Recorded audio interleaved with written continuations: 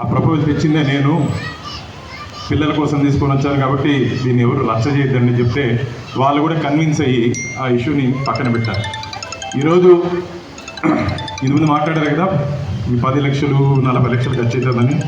రాబో రోజుల్లో ఆ పద్మావతి చైల్డ్ హాస్పిటల్లో ఏ విధంగా హార్ట్ చేస్తున్నామో చిన్నపిల్లలకు సంబంధించి 16 సర్జరీలు ఆ హాస్పిటల్లో ₹1 ఖర్చు లేకుండా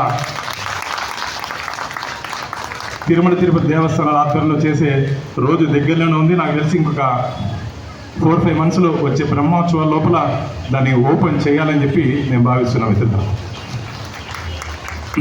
అలాగే మొన్న నాకు ఒక ఇంటి దగ్గర ఒక చిన్నారు వచ్చారు. దీంట్లో చదువుకొని బయట వెళ్ళిన పిల్లలకి వాళ్ళకి హియరింగ్ ఎయిడ్స్ రాలేదు అని చెప్పి నేను ఇమీడియట్గా జేఈఓకి చెప్పాను, ఈరోజు ఫంక్షన్ జరుగుతుంది, ఆ రోజు ఖచ్చితంగా వాళ్ళకు కూడా మనం ఇవ్వాలి అని. సరే అన్నారు. కానీ ఇక్కడికి వచ్చినాక పాపం కొందరు భయపడుతున్నారు, దాంట్లో ఆడిటింగ్ అబ్జెక్షన్స్ వస్తుంది అని. ఏ అబ్జెక్షన్ వచ్చినా సరే నేనున్నా, దానికి బాధ్యత నేను స్వీకరిస్తాను, ఎటువంటి ఇబ్బంది లేదు. ఆ 2 పిల్లలకే కాదు, ఇంకా ఎంతమందికి కావాలన్నా సరే 25 తేదీ 26 బోర్డు మీటింగ్ ఉంది. ఆ బోర్డు మీటింగ్లో నేను మాట్లాడి శ్రవణకు సంబంధించి ఎటువంటి ఇబ్బంది లేకుండా తిరుమల తిరుపతి దేవస్థానం నుంచి పూర్తి సహాయ సహకారాలు నిధుల. ఎందుకంటే స్వామివారి దగ్గర 20,000 కోట్లు ఫిక్స్డ్ డిపాజిట్ ఉంది, మన బడ్జెట్ 5,500 కోట్లు. కాబట్టి మొదటి ప్రాధాన్యత శ్రవణంకి, బాలమందిర్ అనాథ పిల్లలకి, డఫ్ అండ్ డమ్ పిల్లలకి, టీటీడీలో ఏదున్నా సరే ముందు ప్రాధాన్యత ఈ 3టికి ఇవ్వాలి. నేను మొన్న బోర్డు మీటింగ్లో చెప్పడం జరిగింది, ఈ 3 చాలా పాతబడిపోయిన బిల్డింగ్స్. రాబో రోజుల్లో ఈ 3టిని ఇంటిగ్రేట్ చేసి ఒక నూతన సముదాయం, కొత్త బిల్డింగ్ కట్టాలని చెప్పి నేను ప్రపోజల్ పెట్టడం జరిగింది. దానికి బోర్డు కూడా యాక్సెప్ట్ చేసింది. రాబో రోజుల్లో ఇంకా అడ్వాన్స్ టెక్నాలజీతో అక్కడ తొందరలోనే ఒక బిల్డింగ్ వస్తుందని చెప్పి గట్టి విశ్వాసం, నమ్మకం నాకు మిత్రులు. నేను బోర్డు మెంబర్ అయిన తర్వాత ఇక్కడికి వస్తే డే స్కాలర్స్ కొంతమంది ఉన్నారు. ఆ పిల్లలకి అన్నం తీసుకొని వచ్చేదానికి మన మధ్యాహ్నం వెళ్ళి వచ్చేవాళ్ళు. నేను ఈవోకి చెప్పాను, రోజుకి 2,70,000 మందికి స్వామివారి అన్నం మీద, కొండ మీద అన్నం పెడుతున్నాడు మిత్రులారా. 2,70,000 మందికి ఇక్కడ ఉన్నటువంటి 50 మంది కూడా అన్నం పెట్టలేమని చెప్పి నేను ఈవోని అడిగితే ఇమీడియట్గా ఈవో గారు స్టాండింగ్ ఇన్స్ట్రక్షన్స్ ఇచ్చారు. ఇక్కడ ఉంటే చిన్నారులకి వాళ్ళ తల్లిదండ్రులకి మధ్యాహ్నం స్వామివారి ప్రసాదం అందజేస్తున్నారు మిత్రులారా. ఎందుకు చెప్తున్నారంటే వెంకటేశ్వర స్వామి మన కోసం ఆయన ఉన్నాడు, మన కష్టాలు చూస్తున్నాడు. ఇంతకుముందు కొందరు తల్లులు మాట్లాడుతూ మేము సూసైడ్ చేసుకోవాలనుకున్నాము అవి అని బాధపడ్డారు. అమ్మ ఒకటే గుర్తుపెట్టుకోండి, మనం పూజిస్తున్నటువంటి శ్రీకృష్ణుడు, రాముడు, వాళ్ళ జీవిత చరిత్ర ఒకసారి చదవండి. కృష్ణుడు జైల్లో పుట్టాడు, ఒక తల్లి దగ్గర పుట్టి ఇంకో తల్లి దగ్గర పెరిగాడు. పుట్టినప్పటి నుంచి శ్రీకృష్ణుడిని చంపాలని చెప్పి కొన్ని రాక్షసులు ప్రయత్నం చేస్తే దానికన్నా కష్టమని మనం పడుతున్నామా? శ్రీరామచంద్రుడు 14 సంవత్సరాలు అరణ్యవాసం వెళ్ళాడు. ఆయన పడుంటి కష్టాల ముందు మన ఎంత చెప్పండి. సాక్షాత్తు ఆ భగవంతుడే మానవ రూపం ఎత్తినప్పుడు కష్టాలు అనుభవించక తప్పదు. ఆ కష్టాన్ని అనుభవించే శక్తి కూడా ఆ భగవంతుడే మీకు ఇస్తాడు, దయచేసి గుర్తుపెట్టుకోండి. కాబట్టి ఎవరు జీవితంలో అధైర్యపడకండి, జీవితంలో ధైర్యంగా ముందుకెళ్ళండి. రేపు సూర్యుడు నా కోసం ఉదయిస్తాడని చెప్పి పాజిటివ్ థింకింగ్తో బయట, రేపు సూర్యుడు మీకోసం ఉదయిస్తాడు. ఆ గట్టి నమ్మక విశ్వాసంతో మీరందరూ ముందుకెళ్ళండి. ఖచ్చితంగా తిరుమల తిరుపతి దేవస్థానాలు ఆపద్బాంధవుడు, అనాథ రక్షకుడు మీ అందరికీ మనందరికీ రక్షగా ఉంటాడు. దానికి గుర్తుపెట్టుకోండి. మీకు ఏం కావాలన్నా సరే శ్రవణం తరపున టీటీడీలో ఆ భగవంతుడు నాకు 2వ పర్యాయం మళ్ళా వారి సేవ చేసుకునే అవకాశం ఇచ్చాడు. కాబట్టి మీకు ఏది కావాలన్నా సరే మీ అందరి తరపున మీ సోదరుడుగా నేను టీటీడీలో మాట్లాడతానని చెప్పి మీకు భరోసా ఇస్తూ, నాకు 1 గంటకి ఇంకో వీడియో కాన్ఫరెన్స్ ఉంది. కాబట్టి మీ అందరి అనుమతితో నేను ఇక్కడి నుంచి సెలవు తీసుకుంటున్నాను. గోవిందనారాయణ.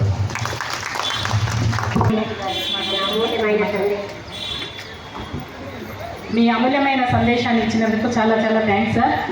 మీలాంటి పెద్దలు ధైర్యంతో ముందుకు వచ్చి మాలాంటి చిన్న ఆఫీసర్లకి ఇంత గట్టి నమ్మకాన్ని ఇస్తే మేము ఏదైనా సాధించగలమని మీకు కోరుకుంటున్నాను.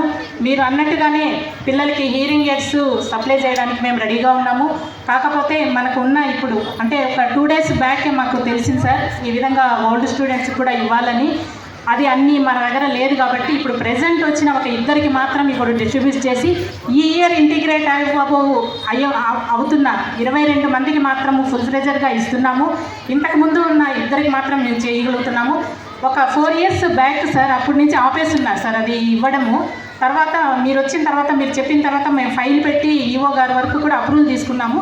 అది ఏమంటే ప్రతిసారి ఎంతమంది పిల్లలు స్కూల్లో అడ్మిషన్ అవుతున్నారు వాళ్ళ చూసి మనం ఒక కొటేషన్ ద్వారా కానీ లేదా మనలాంటి పెద్దలు మన మేడం గారు లాంటి వాళ్ళు ఎవరైనా డొనేషన్ వచ్చినప్పుడు తీసుకొని వాళ్ళకి పిల్లలకి ఇప్పుడు ఎవరైనా మా దగ్గర హియరింగ్ ఎయిడ్సే లేవు మేము కొనలేని పరిస్థితుల్లో అని వస్తుంటారు, వాళ్ళకి కూడా మనము ఇస్తున్నాము.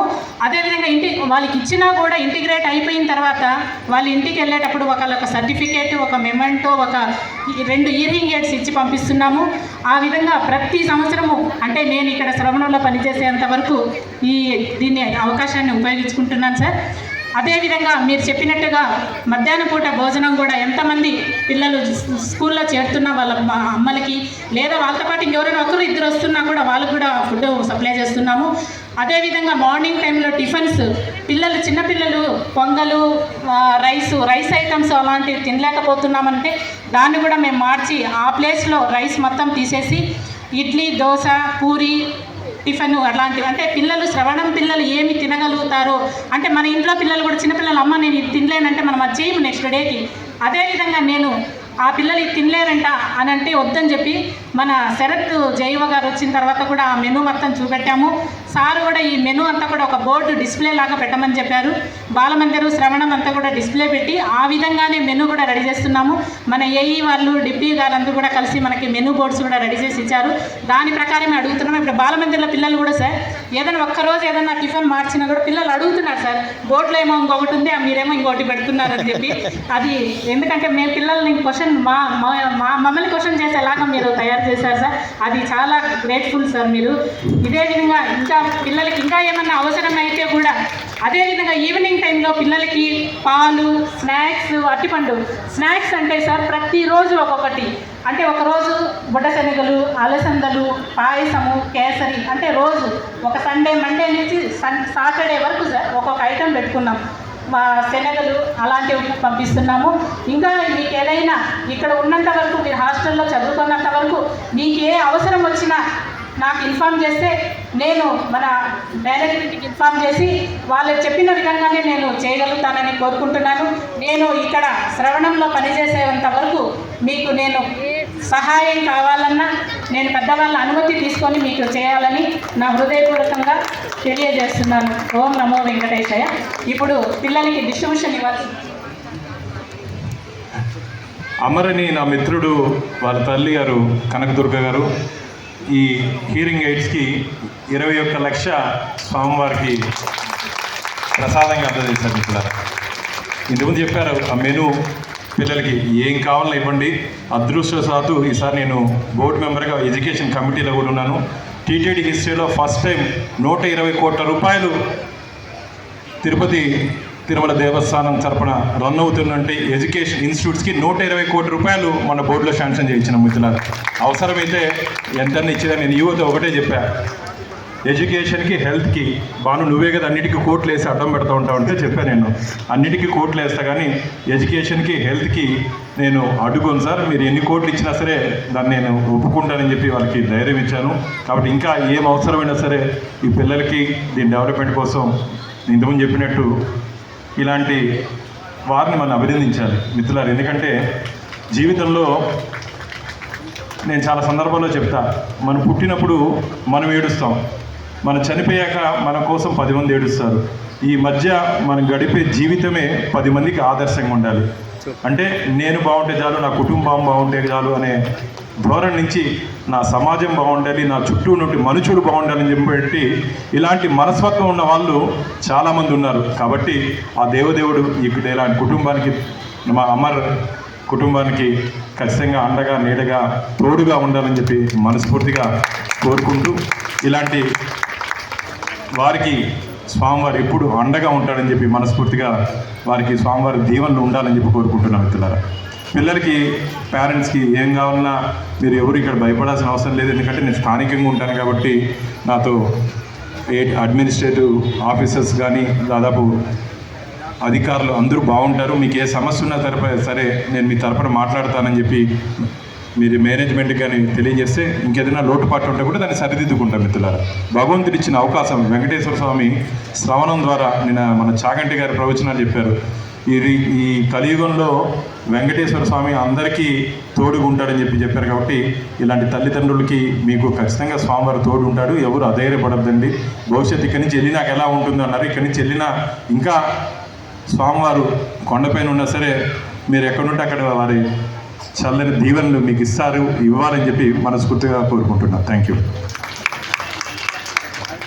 అలాగే ఈ పద్మావతి చిల్డ్రన్ హాస్పిటల్ ఇంతకుముందు నేను చెప్పాను కదా, దానికి 1.5 crore కూడా మేడం వారి కుటుంబం డొనేట్ చేసింది ఇక్కడ. 1.5 crore అంటే ఎంత సంతోషం అంటే సమాజం బాగుండాలి అని చెప్పి ఒక మంచి సంకల్పంతో ఇలాంటి అమర్ లాంటి ఆ దుర్గం తల్లి మామూలుగా బిడ్డ ప్రయోజకుడైతే తల్లిదండ్రులు సంతోషిస్తారంటారే, అలా అమరు కష్టపడి ఒక ఉన్నత స్థానానికి ఎదిగి తను సంపాదించేది లాకర్లో కాకుండా ప్రజల గుండెల్లో ఉండాలని చెప్పి ఇలా మంచి కార్యక్రమానికి అందిస్తున్నందుకు ప్రత్యేకంగా వారి కుటుంబానికి ధన్యవాదాలు తెలియజేసుకుంటున్నాను. Thank you sir. ఇప్పుడు సార్ బయలుదేరాలి కాబట్టి కొంతమంది సర్టిఫికేట్ డిస్ట్రిబ్యూషన్ చేసిన తర్వాత మా ఓల్డ్ స్టూడెంట్స్ ఇద్దరు లాస్ట్ ఇయర్ వాళ్ళిద్దరు పైకి రావాలి. మా వాసులు గీతిక మేడం